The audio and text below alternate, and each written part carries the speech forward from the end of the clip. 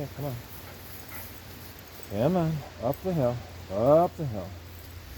Doesn't look like it. What we are traversing. Traversing? That's the right wording. We're up the hill. We're going up the hill right now. And I decided 3 dogs. 3 dogs would be a good this time. It's a 3-dog night, even if it is just an early afternoon. But hello, welcome back to another edition of Thoughts in the Woods with Joshua Turbo. Hi, I had a thought that I wanted to share. Is that kind of blurry? Haha! Is that better? I don't know. About RPGs. And more importantly, like free will or non-linear RPGs. And we're going up the hill to the forest trail. And non-linear RPGs, at least back in the early PC, early NES, Sega Genesis, Super Nintendo, TurboGrafx era, were kind of sought after and looked at as these amazing, amazing games that gave you like all the freedom in the world to do all these different things, point-and-click adventures that seemingly had, thousands of options to do. RPGs, first-person RPGs like Might and Magic and Wizardry, and the old Ultima games as well, seemed to kind of allow you to do whatever it is you'd want to.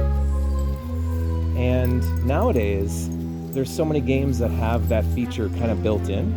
You think of Elder Scrolls, you think of everything. I mean, every Cyberpunk, Grand Theft Auto, non-linear, right? Like you can kind of do whatever you want. You have an open world to do whatever. Sandbox environment is kind of the new term that people love to talk about is, it's got a sandbox environment. You can do anything you want. And I think it feels to me like it got pretty mainstream, or at least close to mainstream, in the mid-90s with a game called Chrono Trigger on the Super Nintendo, which I'm sure a lot of you guys loved Chrono Trigger. Not necessarily that it was non-linear to some extent, being like, you can do whatever you want, anytime you want, but it had multiple endings. Everything you did affected the way the game ended. Everything you did affected the way the game progressed. The storyline seems like it has multiple different ways of telling you this amazing, incredible story. But what, and this is more of a question to you guys, but what game comes to mind for you when you think of non-linear or traditional open world style RPGs in that sense? And I guess for me, it would be like Ultima, like the Ultima NES games, where you could kind of project the game depending on how you played. Because the quest of an Ultima game is always to be the ultimate avatar, right?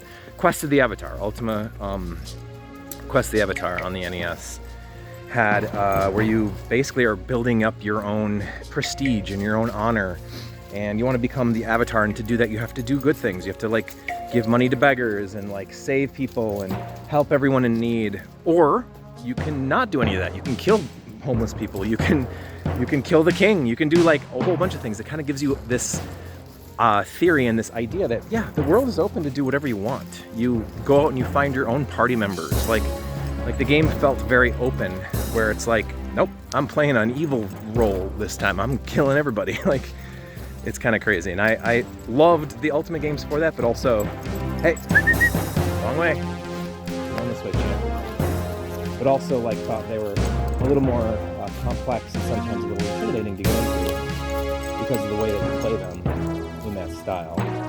So I guess that's more of a question. What are some games that you considered to be some of your favorite early open-ended or open-world style RPGs, or I guess like any kind of game like that?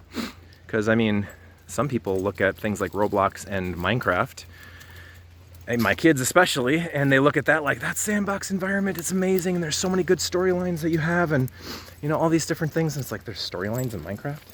Yeah, there's a movie. There is a movie. There is a movie. But I guess that's my question for you guys. What are some of your favorite early open-ended RPGs? Open world RPGs, I guess you should say. That you guys really got into, or even if you didn't get into it, you always like imagined what it would be like.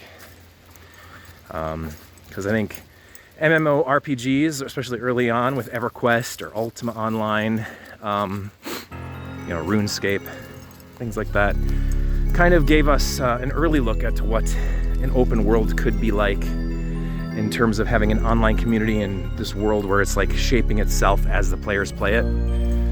But before that even, played lots of different types of games. Might and Magics, Wizardries, games that kind of left you alone to figure it out on your own.